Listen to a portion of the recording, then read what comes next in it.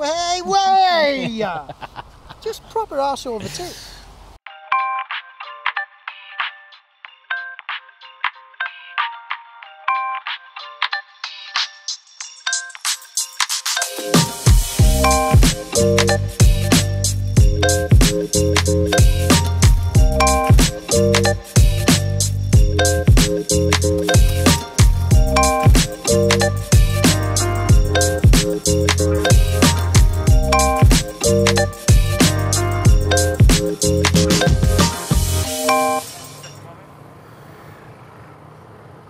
Ah. No gas.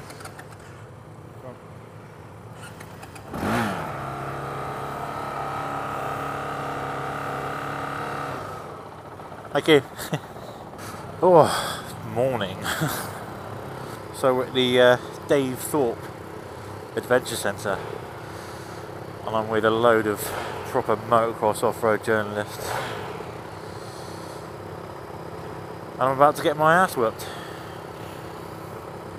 No, it's all good. We're in Somerset, mate. So it's an international press launch in Somerset.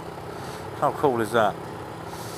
And we're riding Honda's all-new CRF450L.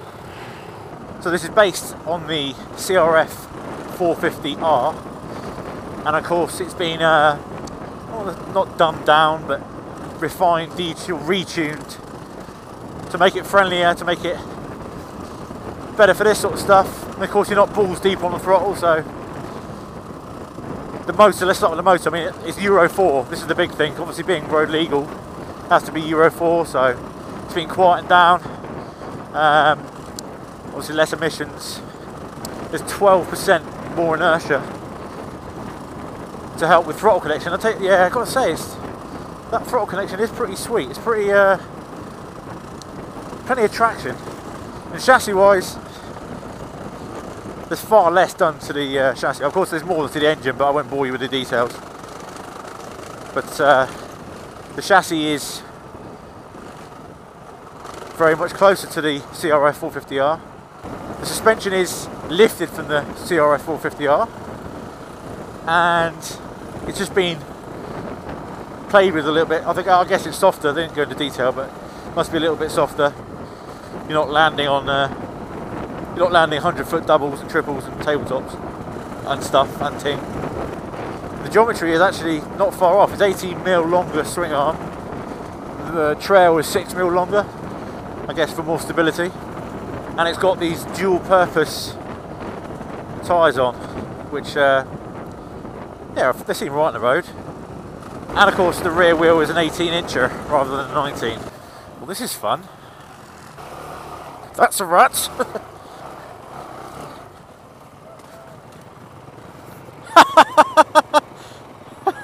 How the... Wow. Didn't see that one coming.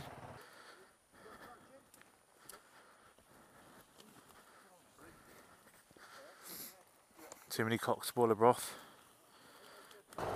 Oh, that's a bit wet. I've got to say, I'm surprised at the suspension. It's definitely... Oh, wait, it's a bit hairy here. Wait, go on, my babby. Yeah, the suspension isn't as soft as I thought it was going to be. Yeah, when the manufacturer claims it's directly off a competition bike, yeah, when the manufacturer claims it's off a competition bike, and you know, it's been refined for sort of trials and stuff, trails, usually it's very soft, but this is nice. And I've got to remember that these are very much road tyres, the dual purpose pups, and you get a bit keen and you realise that, oh shit, I got a bit keen then.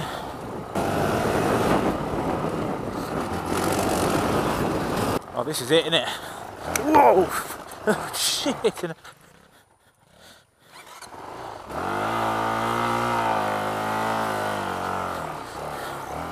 This is a bit more technical, isn't it?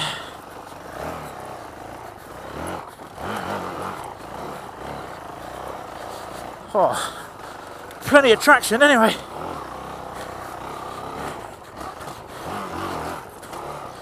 Go on, my baby. God, so tractable. Whee. Got to watch those trees, mate. Got to watch them trees, my baby.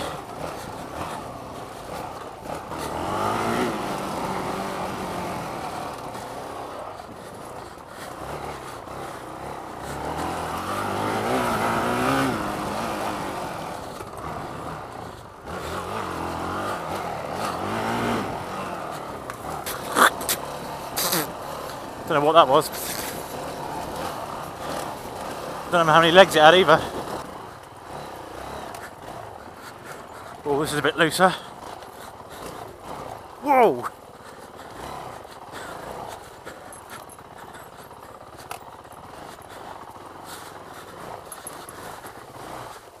Oh, sorry. Sorry.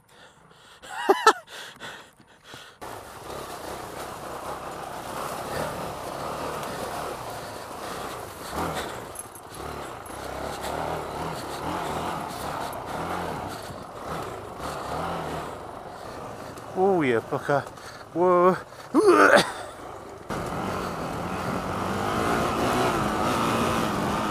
Way, a bushy, bushy born Harry, Somerset. There's enough poke. There's certainly enough poke when you need it. Way. Yeah, cruise out there, Nige. Way. It's a good thing about it, really. I mean, to get a groove on, you don't have to smash the granny out of it. You could do it with some handguards, though.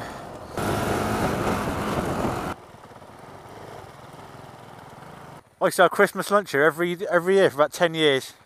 Yeah.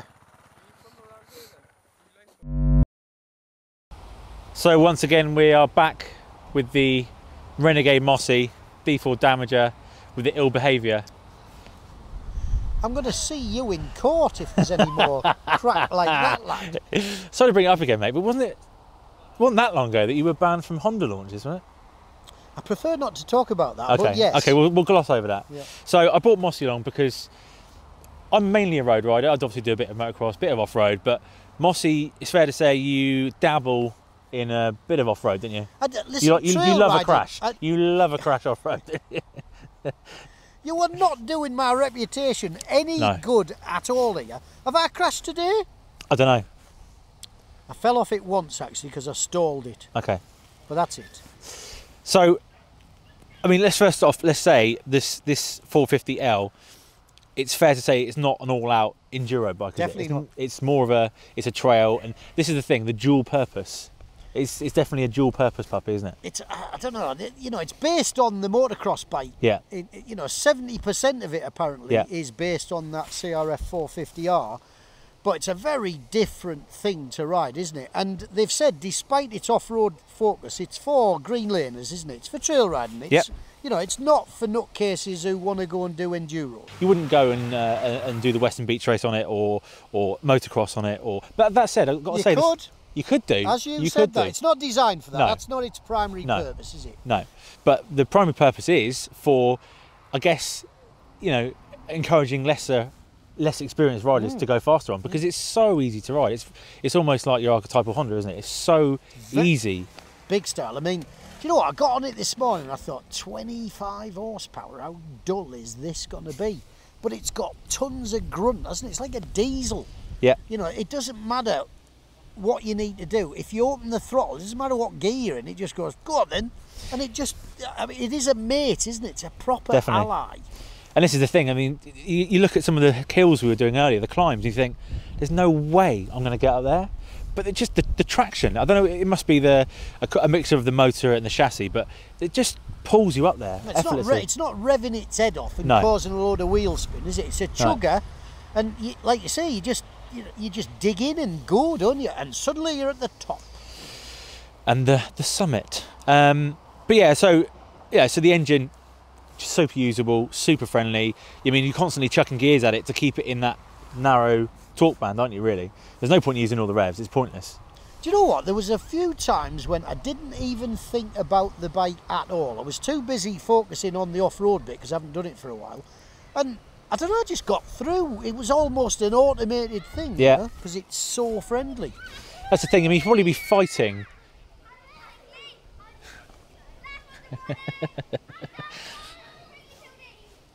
And that's the thing. You almost be fighting a bigger bike. You know, you look at its rivals. You know, for instance, 500 EXC, or you know, it's hard to get away from Huskies and KTMs, isn't it? Really, with this sort of thing. But it'll be fighting you, and you'll be fighting it. Whereas this, it's just. Tell you, man, effortless. you normally tell people stay away from 450 or larger. You Yeah, could yeah, actually yeah. recommend this somewhat to someone new to it all, couldn't you? Yeah, definitely. Because it just doesn't get nasty like proper enduro bikes do, or can do. Yeah.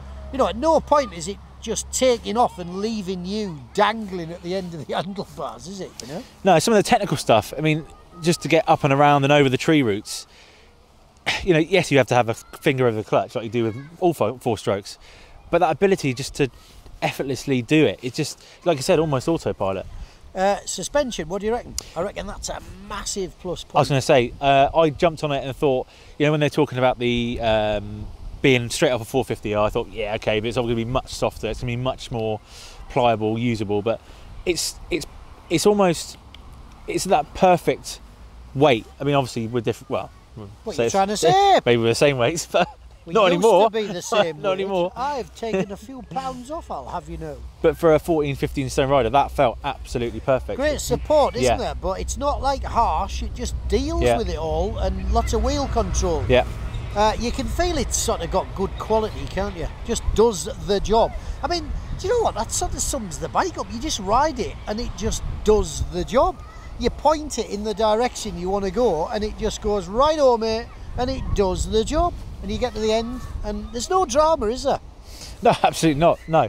The only drama I had was clipping a wing mirror off and hitting a tree. Oh, right. That's the only drama I had. Can't blame the bike for that, really, I mean, can you? I haven't crashed it yet either. There's always time. Yeah, there's always this afternoon. What do you reckon to it on the road? I mean, I had it down as a bike you could maybe ride to the Pyrenees on and then do some trail riding there. It's a bit breathless. I'd definitely say, I mean, the most I saw on the Speedo, full tuck, giving it the whole berries, it was 75. Yeah. And, you know, I constantly felt like it was chucking another gear at it because you need a little bit more go. And of course, I mean, to be fair, the tyres, they didn't feel as bad as I thought they would on the road. But as an overall package, I certainly wouldn't say go touring for any more than 10 miles on the road. It's literally, you know, there's a thing in the presentation where the Japanese call it trail to trail. And that is a trail to trail bike, isn't it? Yeah, I mean, I don't know, I'd ride to Wales from my house. Would you? Know? Yeah, I would, yeah. Listen, I rode to the Italian Alps on a, what was it, a KTM 690. And that's very different though. I know it is, but the same mindset was required. You just have to calm down, not want to get everywhere like in minutes. Just take it easy. Yeah, true. Look at the scenery, pick a route. And listen, I'd definitely ride that to Wales. I wouldn't ride it on the M4 and I wouldn't do it on the A40 either. I'd choose a back route. Yeah, no. But no, it's doable. It's doable. I'll take your point. Ideally, you'd take it in the back of a van to Wales and just do loads of trails and be happy that you could link each trail with as many as 10, 20 miles of road and go again. It's a pretty versatile thing. But of course, there is one major sticking point for me. I think I know what you might be about to say. Does it involve numbers? The price is a little bit salty. It's a little bit spicy for me. £9,500, I think. Yeah. You're talking about £1,000 or 1,500 quid more than some of the opposition, aren't you? Yeah. And it's, you know, because of its niche, and it is very much a niche bike, you really have to want it and be able to use it to its strengths. Yeah, but do you know what? So many people love Hondas and what that brand. Yeah. Why does the Fireblade still sell well? Yeah. It's not necessarily the best superbike, but that badge means a lot to a lot of people, doesn't it? And it looks good. I think it looks cracking. Stylish, yeah. Yeah. And I've got to say, you know, in previous years, perhaps the lesser range, or not the motocross range, because they've always looked pretty decent, but the trail bikes have looked a little bit kind of orthopedic compared to... Excuse me, viewers, but I must chuckle. Listen, it's been a long time coming, one of these things from Honda, hasn't it? Yeah. You know, I mean, it's about time. Yeah. I mean, the 450X was a great bike. We've both done stuff at Mick Exton's place. Really good, smooth. I mean, but it was too safe and it's too timid and it's too. That is the perfect in between, isn't it? Yeah. I mean, listen, I think I need to ride that a lot more to decide exactly who it's for and who it's best suited to. But listen, as an early impression, I didn't have much enthusiasm for it, but as I've rode it more and more, it's definitely come to me, and I like it, man. Yeah, I like it. Well, there we have it. We like it. I chose the wrong line there, Nige. Fuck, that was my foot. Oh shit.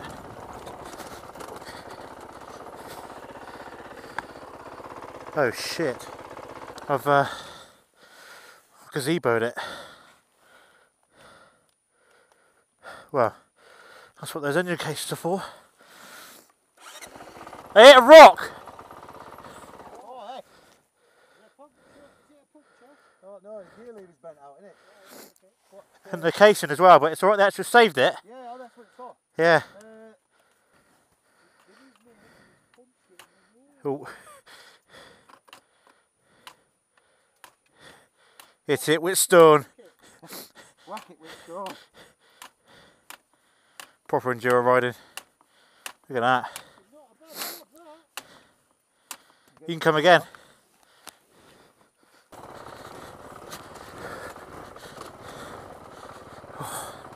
Blowing.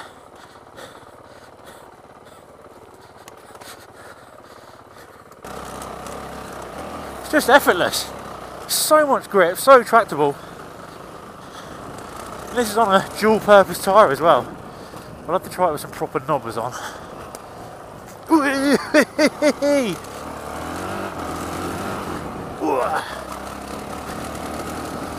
It's the thing, when you hit those rocks, you kind of expect a trail bike, a softer trail bike, to be too soft. But the support it gives you, it's very, very confidence inspiring. I've got to say, I normally hate tree roots, and I still do, but that took the piss out of them. Oh, tell you what, it's just got better.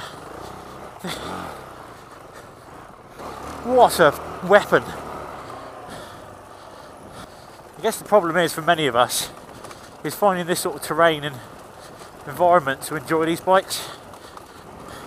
You know, yeah, there are lots of places, but in terms of endless enjoyment, you really got to nail it when it comes to shit. Well, just in summary then, what a bike. I mean, it's too much money, there's no doubt in that. But that doesn't detract from the fact that it's a proper decent bike. It flatters me anyway. It also fatters me.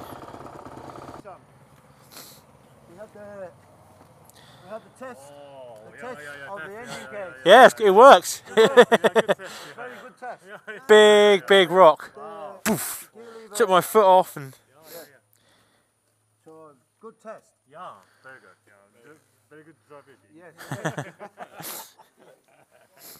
Good job. Good job. Yeah. Good job. Inside is safe. Yeah. Right. Yeah. We had a. Hang on. Whoa. So our little chat earlier was over luncheon. Lovely roast luncheon. It was very nice. At a pub I used to frequent a long time ago. Anyway. Have you shagged any birds in the car park of that pub? No, I was far too young. Lying. No, I was far too young. I was far too young. So we had that chat was over luncheon, and then this afternoon we had another session, and it kind of changed things a little bit, didn't it? It was a tougher route, wasn't it? Yeah. And it just showed the bike off in its best light. It makes the whole job easier to manage, doesn't it? You know, it makes you better. I looked at some stuff that Graham talked to us about and saw the routes and the climbs and the nadgery bits, and I went, oh man, I'm off here. And he just went, don't you worry about it, son, and just took me through. It's a helping hand, isn't it? Big style, big style. It's not nasty, is it? I mean, a 450 is normally a bit too much for a novice, isn't it? I think as soon as you say 450 to people, they go, "Oh, hang on, son. Yeah. Step back, let the pros have it." But that is, it's nowhere near the levels of a conventional, you know, out and out 450, is it? Definitely not. I mean, you know, you can rev it as much as you want. It never gets nasty, does it? It just goes a bit faster, but never in a less friendly fashion. And I think the thing that really surprised me was those tree roots. I hate roots. I hate them. That. Yeah. I don't have one moment. Yeah. I've never ridden a bike that went over as roots as easily as that. Why is that? Is that suspension? Is that the fact that it's not kicking out a ton of power? It's certainly not the tyres, is it? So it shouldn't have done a load of stuff that it did, should it? Now, there's no doubt that you're going to talk about it in due course, aren't you? About my... I ran out of Summit, didn't I? I think it was height. Height and talent and a bit of strength. Yeah. Yeah. And we'll cut to that now. Oh no! Oh, he's f***ed it. Neither do I. You right, Pat?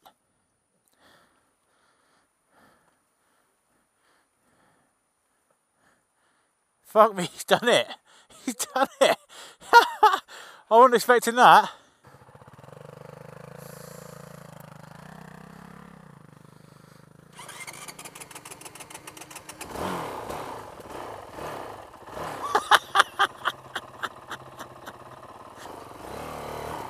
You alright? Yeah. Sure? Yeah. Oh, fuck me off. You were doing a crazy worm dance and I thought something had happened. Oh, no, brother. I was just having a rest.